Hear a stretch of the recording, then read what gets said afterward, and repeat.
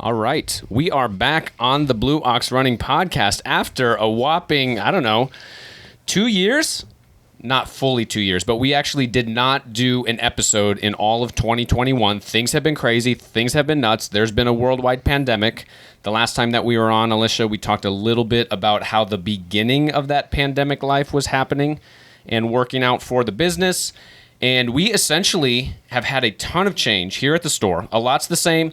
A lot has changed, and we want to highlight new people around the store. We have a lot of new staff. We also want to bring the podcast back, kind of on that monthly schedule, maybe a couple a month, but we do have the resources now to actually do a no-kidding regular podcast, keep people updated, not just with the store, but with the herd and how people are moving and grooving throughout the Chippewa Valley, because this podcast is not about us. It's about you, the Blue Ox Running herd. And let me just give you an idea of what you can expect on this kind of relaunched new episode of the podcast, but what we have a vision for, okay? So we're actually going to take more questions from the herd. We're going to have you be more interactive. By the end of today's episode, we have a couple questions for each other, but in the middle, between episodes, we're going to ask for your questions. So you can go to blueox.run/podcast, and you can ask a question there for our future episodes. We're also going to have future guests. But today, we're going to kind of reset. We're going to share what pandemic life has been like for the store now that we're kind of past that entry-level phase of the pandemic. Obviously, we're still in the days of COVID, but we want to share how things have changed for us personally. Alicia ran her first marathon. I ran a marathon, but things have definitely been very different, and we know things have been different for you guys as well. So we want to give space for that sharing as we kind of move through 2022. So without further ado, here is the intro music. What's your spring running goal? Qualify for the Boston Marathon. Claim the beer mile title. Training for a triathlon. 20 minutes again under a 5K. To run happy. Balance, running and family. Finish Grandma's marathon. To not die. Fast. Or slow. Let's go! Fast or slow! Let's go! Fast or slow! Let's go!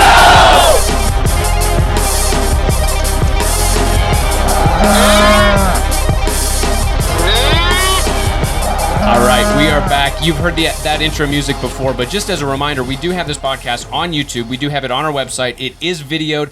A lot of you just listen to it like on your run or something through audio. You can listen through video or audio wherever you are on, Spotify, Apple Podcasts. We have the whole thing kind of covered. If you just go to our website, blueox.run/podcast, you can find your platform. But Alicia, we're going to talk a little bit about marathoning.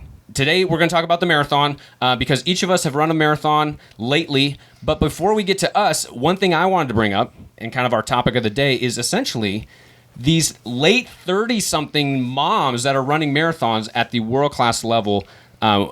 Houston Marathon was very impressionable for me to watch Sarah Hall and Kira D'Amato kind of put down not just fast times, but do it in a way that's encouraging for people like us that have families, that have jobs elsewhere. How do you actually know one of those star world-class athletes before we get talking about their performance?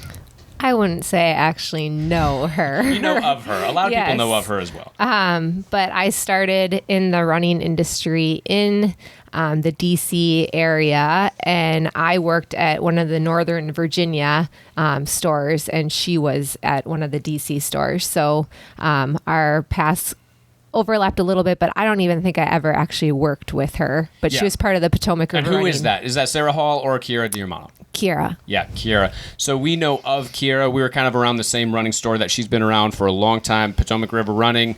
Blue Ox Running is kind of a, not the same company, obviously. We have our own store here, but we learned a lot and kind of birthed this idea of our store from a lot of different people, from a lot of different resources, but Potomac River Running has been part of that when we lived out on the East Coast. So, we watched that race together.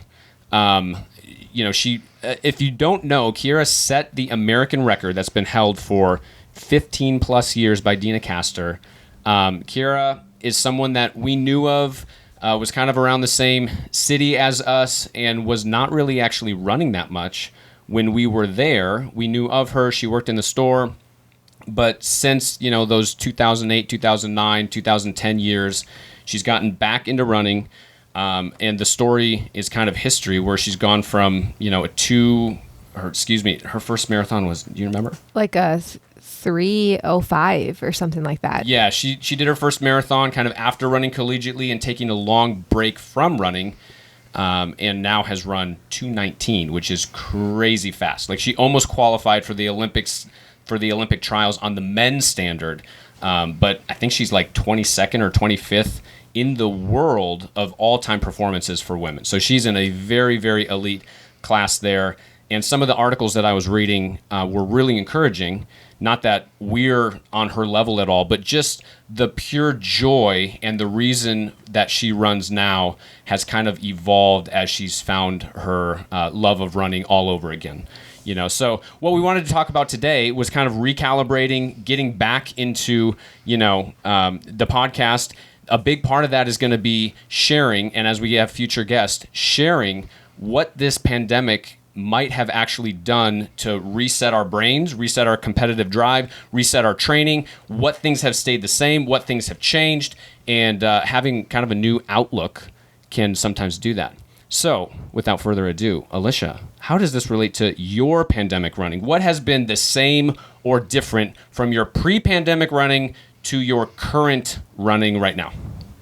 Yeah, during the pandemic, I think that I just kept plugging away at it. I put on decent miles, and I was actually signed up for grandmas in 2020. So, that's like the first year of all the craziness with the events shutting down. Yeah, and first 2020. marathon. It wasn't actually my first marathon I signed up for. I tried to do grandmas in college too, and didn't happen.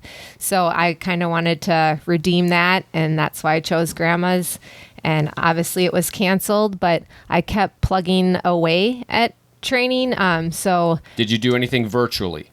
No, I chose not to, only because if anyone can relate out there, it's like my first marathon. I wanted to run it with people and not have my experience be virtual. But that was just my takeaway. Right. If you did a virtual first marathon, great. I just wasn't up for doing that long of a distance just solo.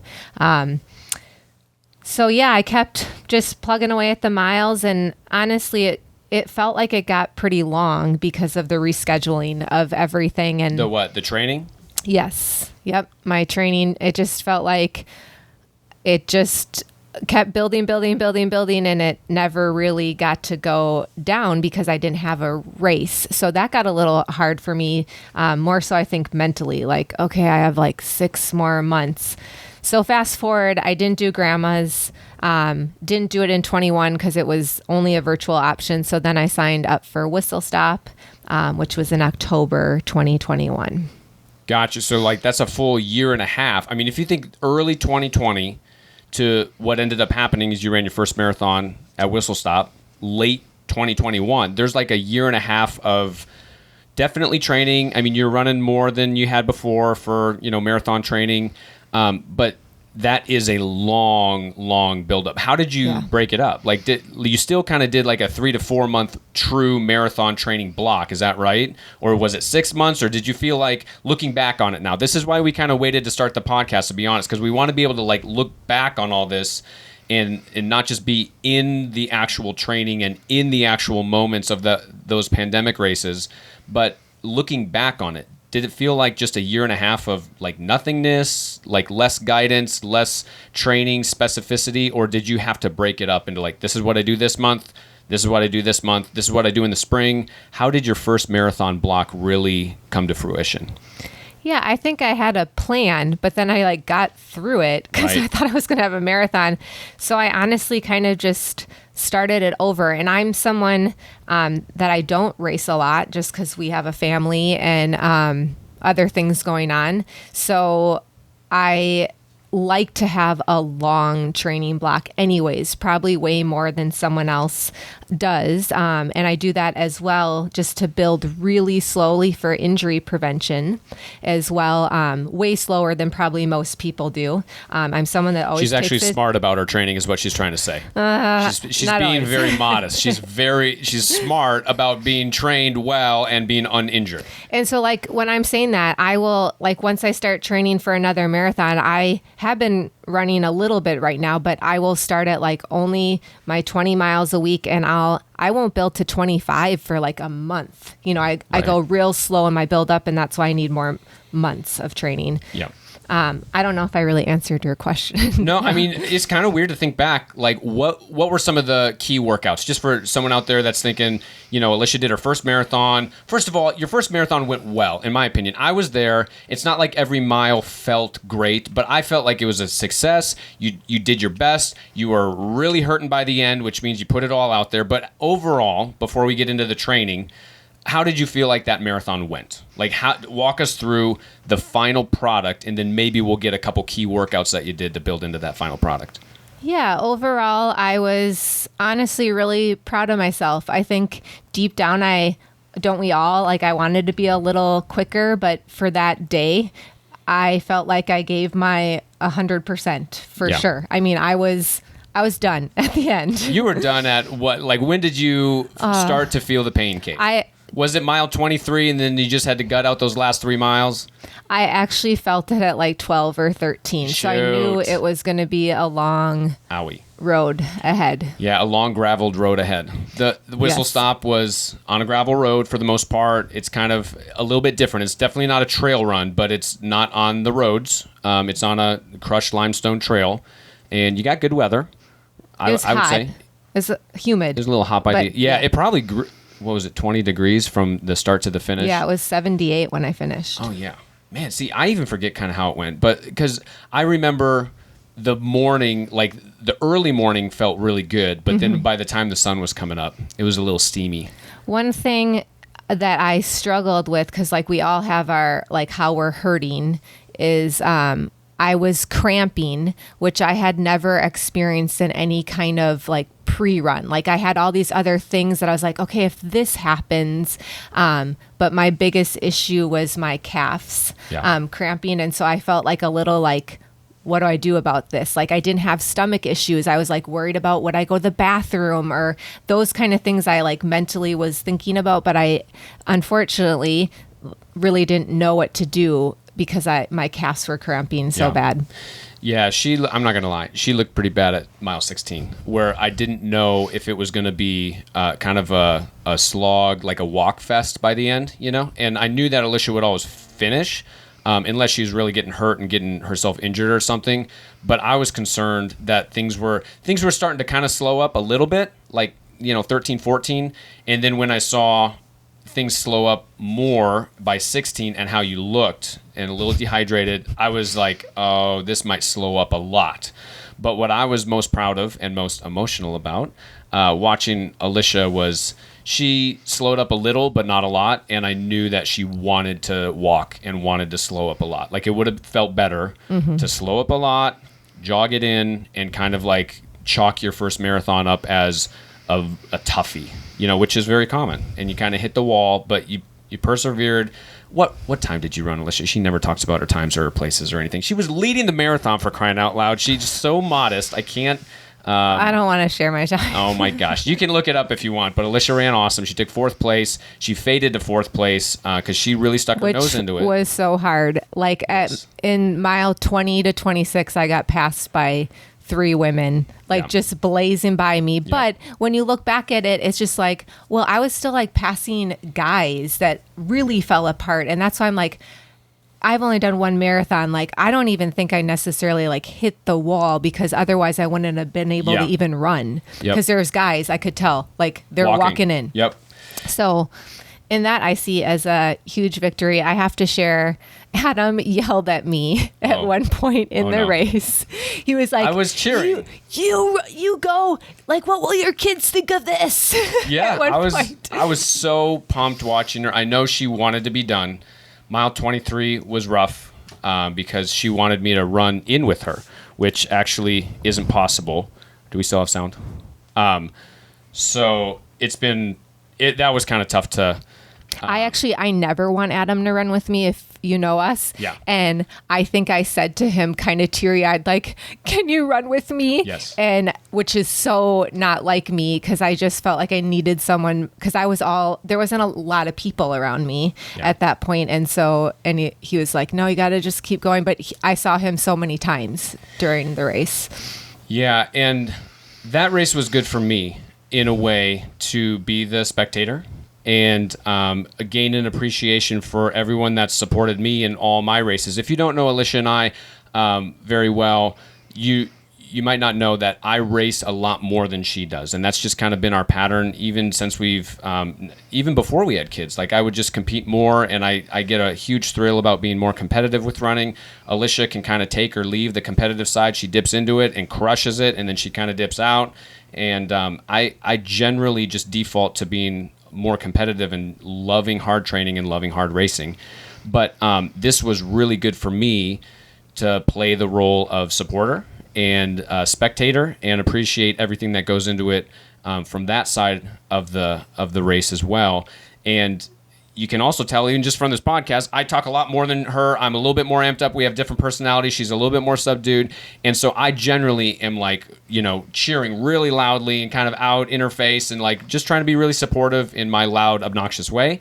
But there was a point where it was tough to watch. She was struggling silently, and I kind of just let her continue in the pain, and I gave her some electrolytes when she needed them, but I felt like she just didn't need the yelling. She didn't need the loud, boisterous encouragement. She needed to keep going with water and electrolytes and calories. By the way, I think I took over 10 gels. Yeah, she was really trying to cram the electrolytes in those last few miles for the cramping and for the dehydration, and it kind of became this.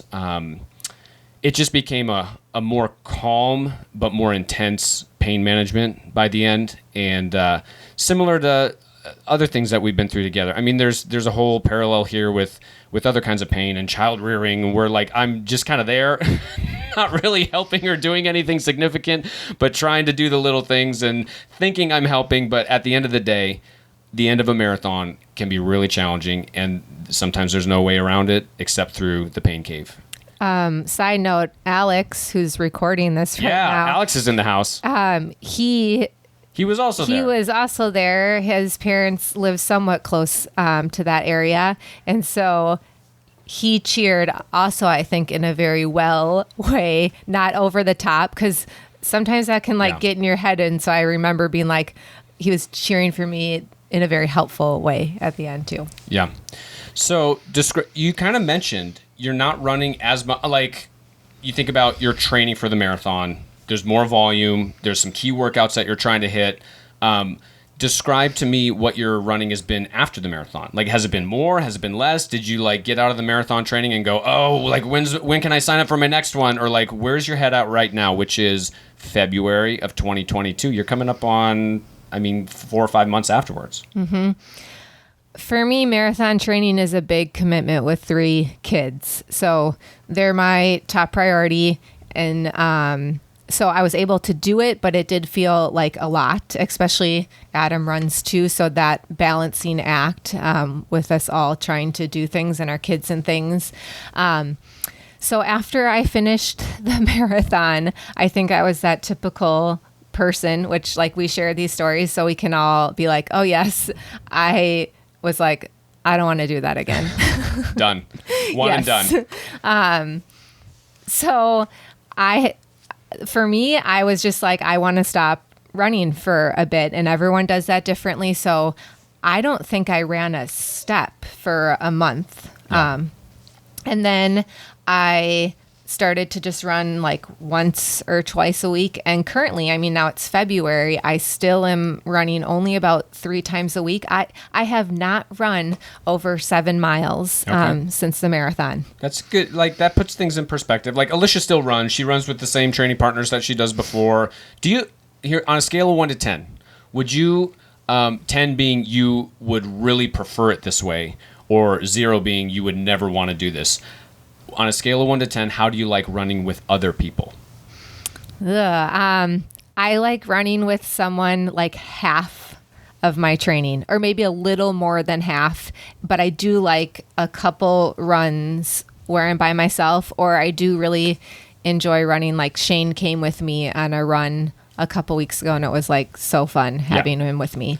Yep. So Alicia does a good job of like actually being social with running and having it be a social collective thing, but also you like to get out yourself. Well, and not only social, there is like an accountable aspect to just like meeting someone to run, even though I love meeting, like those are some of my best friends that I meet and run with, but it also is just like, okay, it's going to make me get it done today. Yep.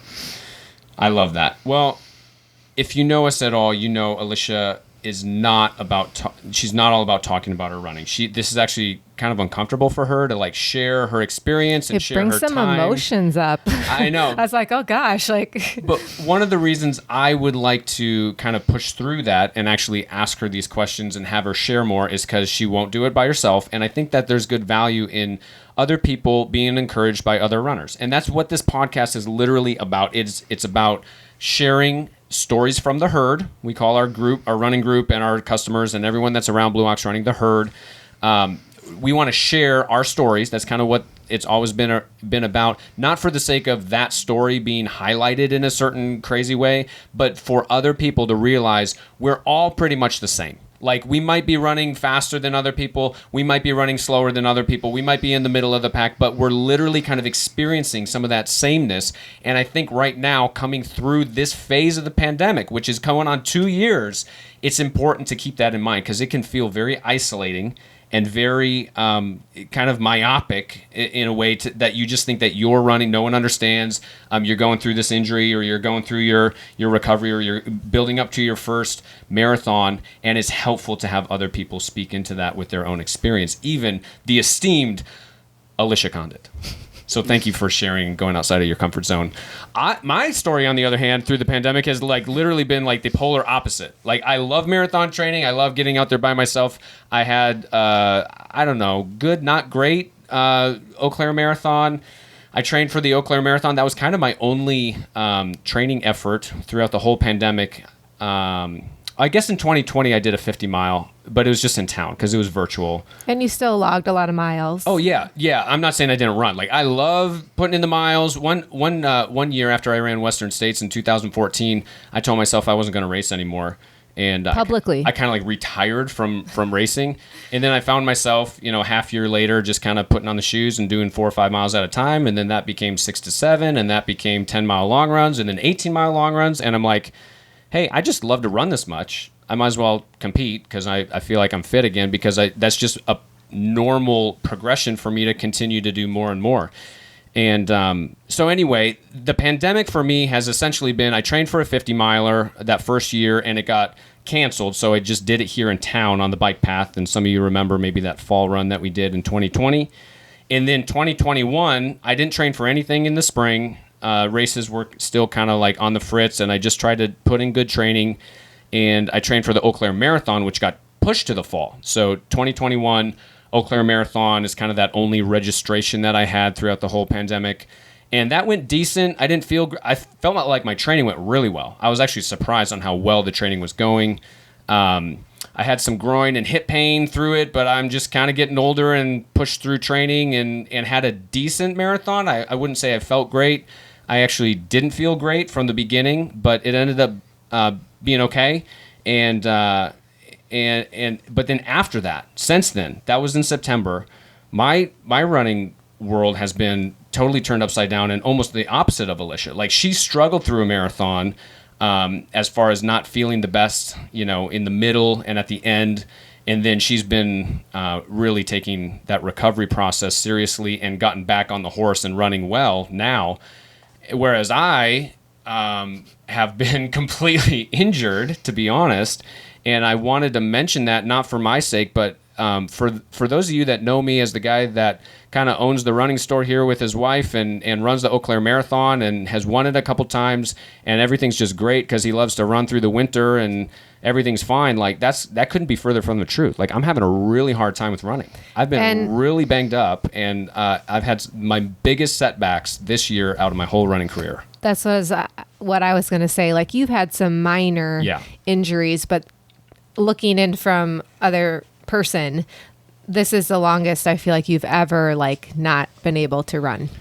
Oh yeah. I mean, if we want to put some numbers to it, I was using Eau Claire Marathon as kind of a training race so I was going to run JFK 50 miler in November and then Bandera 100K. I was trying to run a really big competitive race in Texas, 100 kilometers, and essentially I wanted to do some speed work to get ready for the marathon and then put in my ultra work and do some bigger long runs and things like that. And I came out of the marathon not totally like injured. Like the marathon day, I actually felt my injury kind of creeping in and creeping out, and I was encouraged by it. But then once I started to resume training again, it was evident that like I couldn't run past 20, 30 minutes without limping the next day and really violating that rule that I try not to violate, which is my natural running stride was starting to be hampered and I'd have to favor one side.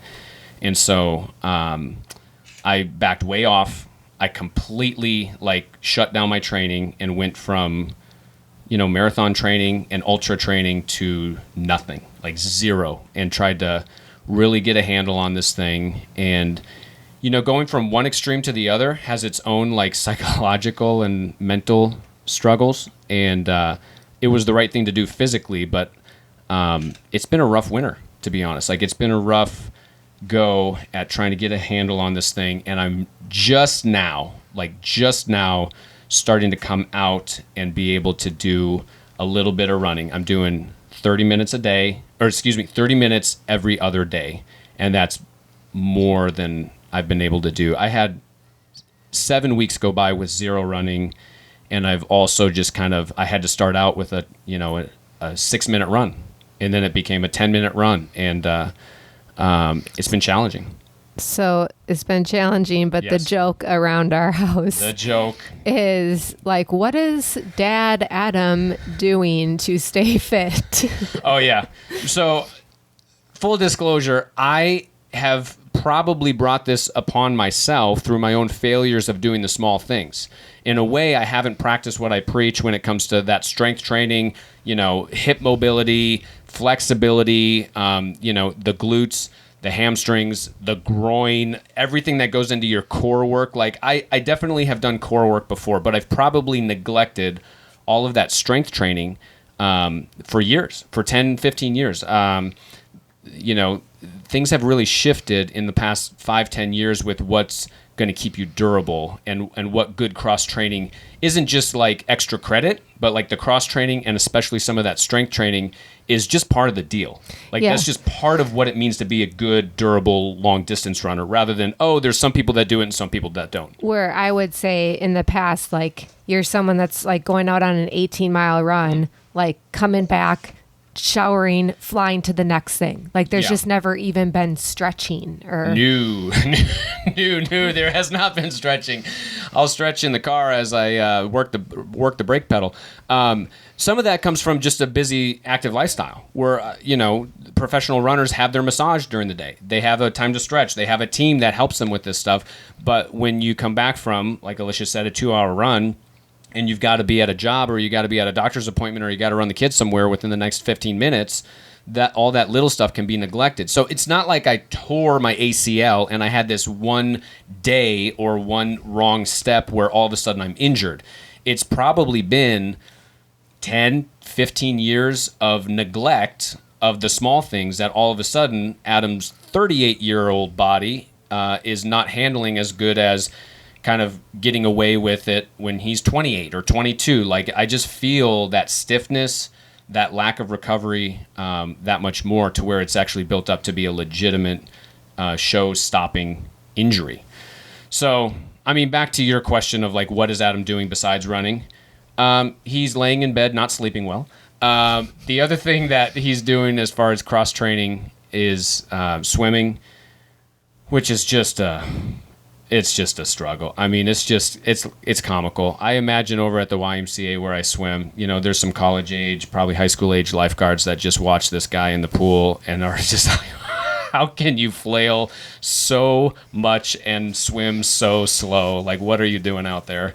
And my favorite is balancing on like this half ball while lifting my big like plant. Oh yeah, I do squats. Room. Yep, I do squats on a Bosu ball, but I don't really have like weights at home, so I just pick up like heavy vases of plants, and I just pick up like my kids. I'm like, okay, do I need the small, the medium, or the large kid to like jump on my back and do strength training? And I love they walk around there like, Daddy has a groin injury. That is a running joke for the last 6 months. That's Dad's groin. We talk a lot about Dad's groin, which is weird and not. I shouldn't have said that. Okay. I mean, all that kidding aside, I've been trying to cross-train more. I've been trying to practice what I preach with and it hasn't training. Been easy. Of course. For sure. No, it's been sucky. It's been really hard. And I can joke about it on a podcast, but we both know when you take away my main stress reliever, which is running, and my alone time, which is running, and all of a sudden Adam doesn't have alone time or a stress relieving mechanism in his week, and his exercise has now become going to the gym to get stronger, or going to physical therapy to address things, or getting in the car and putting all this equipment in to go cross country skiing, or actually going and changing in a locker room to go swimming. Like, all those things are good, and I'm glad I'm doing them, but it's not the same as waking up. The sun is coming up. I put on my running shoes and I go for an enjoyable run alone. Like, that mentally and spiritually and physically is still my first love. So anyone out there that's struggling with that injury, that small injury, that big injury, you are not alone. People don't talk about this stuff enough.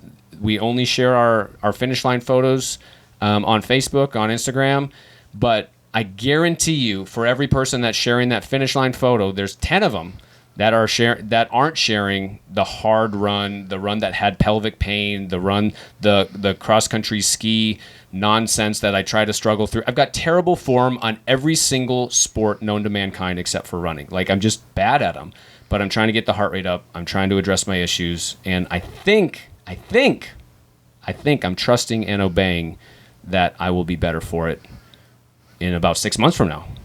And just like we shared, like with my marathon, we share our joys together, but we also share our struggles together. Yeah. So maybe instead of my finish line photo at the Eau Claire Marathon, my next, I'll share a GIF or a photo of me swimming, and that'll give you a little bit more of the big picture. All right, we're gonna finish up this podcast. I've got a little bit of notes in front of me. Overemphasize, this one was about Adam and myself, but hopefully this is a one and done. We want to hear from you guys. Every time we restart the podcast, we want to kind of baseline with you with where we've been. I know people ask about the store and how it's been through COVID. Essentially, straight up, the store's doing great through COVID because of our employees and because of our customers. Like, we've had good people like to shop local. We have a new app out. We have a whole new reward system that we're doing with our shoppers and people coming to our group run. So go to our Facebook, go to our website, and you can check all that out. But things are going great with the store. We've definitely had some hardship when it comes to the supply chain, and we've tried to be adaptable. We don't want to make this podcast about that, but there's a whole business side to this operation that's been put through the fire as well.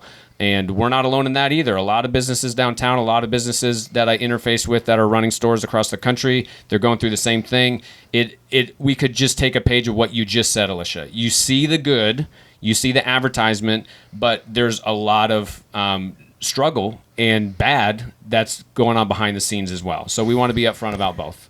One thing I've really taken away from it is not to despair. Things are hard.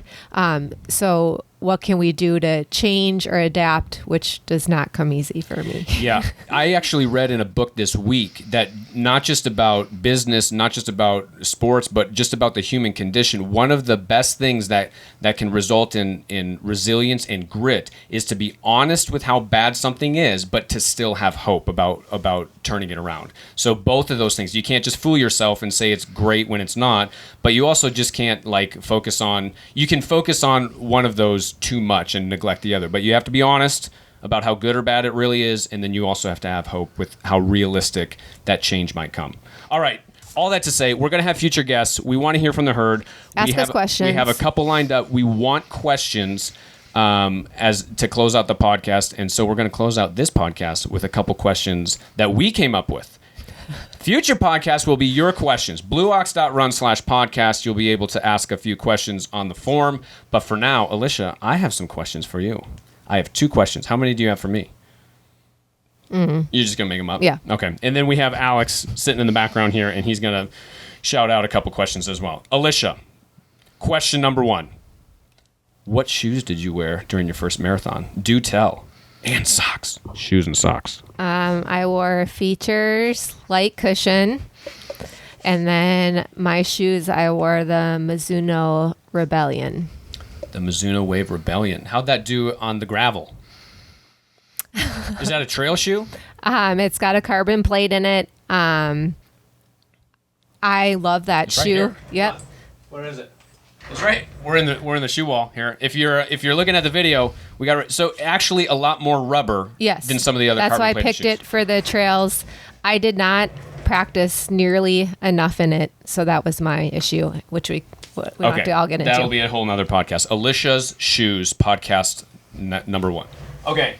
What's your question for me? What's your first question? Okay, mine's not running related. Oh, sorry. What's your least favorite thing to do around the house? We're just going to air out our... We're gonna go into marriage. All right, so this is marriage counseling session of the podcast. My least favorite thing to do around the house? Clean the cat's litter. Our cat is old. We thought he was going to die a couple weeks ago. We didn't. Yeah, we did. We were prepared. We've had to talk with the kids about the cat dying. Our cat is 16 and a half years old. He's about to die. Everyone's emotions about accepting the grief of the cat dying. Adam's emotional. I've accepted it, and I thought he was going to die or be put down at the last vet. This is taking too long. Well, okay, clean up the cat's poop because he can't control his bowels. End of story. Okay. And his barfing. Okay. Question number 2 for Alicia. Okay, well, what's your least favorite thing to do around the store? How about that? Ooh. Was that a ghost? When did the ghost of Blue Ox Pass just come into the room? Ooh. That's a weird response to a question. I like doing things around the store. Well, what don't you do that you're glad you're not doing then? Budget stuff. Oh, budget stuff. I love doing that stuff. That's why you do it. I know. I love restocking and stuff like that you probably don't. I don't like going downstairs. That is a creepy basement. All right. Okay, one more. Yes, go ahead. What's your favorite gooder color? If you don't know the name, and I bet you we could figure out the name. Well, I don't know if I have a favorite. I have 2 pairs of gooders. One I use mostly for running. One I use mostly for casual, but I do know the next pair of gooders that I would get, and I don't know the name. It's the translucent ones. That's kind of like, okay, you know the mosquito that's like, you know the mosquito in Jurassic Park that he saves in the amber thing, and that's how the DNA came all these years. Okay, so that translucent amber color is over there somewhere, and I forget the name.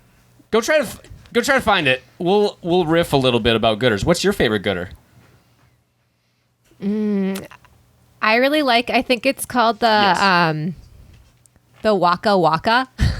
Is that one? It's yellow with pink lenses. See, I'm not hipster or young enough to do the round ones, but these. Try this-ish, but in the normal OG. Yes. Yeah, it's Waka. Yes, Waka Waka Waka. I do like these, but I'm not hipster or young enough to pull this off. I couldn't wear these. These either, are mine. But I like them. What is this? 3 parts tee. This is actually a golfing. Oh yeah, I really like those too. Oh, thank you. Wow, that's the first time you've ever complimented me on Gooders. You always think I'm way off base. They don't fit his nose. Gooders don't fit my nose very well, FYI. I have to get a certain kind. Okay. Well, Okay, Alex, do you have one question? yes, and we'll wrap up? Alex's question. Yeah. So, what is the first thing that comes to mind when you think of the silver lining between when the pandemic began? How did it kind of change your life for the better? The question is, because we don't have a producer mic yet. You probably heard it on the overall mics here, but the silver lining in the pandemic, overall, big picture, last 2 years of the pandemic. What's Alicia's silver lining? You know what I'm going to say, right? Go for it. As hard as it was having the kids home, I'll never have that time back. So it's for sure spending more time with the kids. And trust me, there's days I'm like yelling and at my end, but the sweet moments with them. I think for me, if we just look at the whole pandemic, I think our family time has looked different, but there's been more. There's been more of it. And so I've really gotten into mountain biking. So another cross-training activity. Adam now has a mountain bike. But not just for my own cross-training. Shane, our oldest, is really into mountain biking.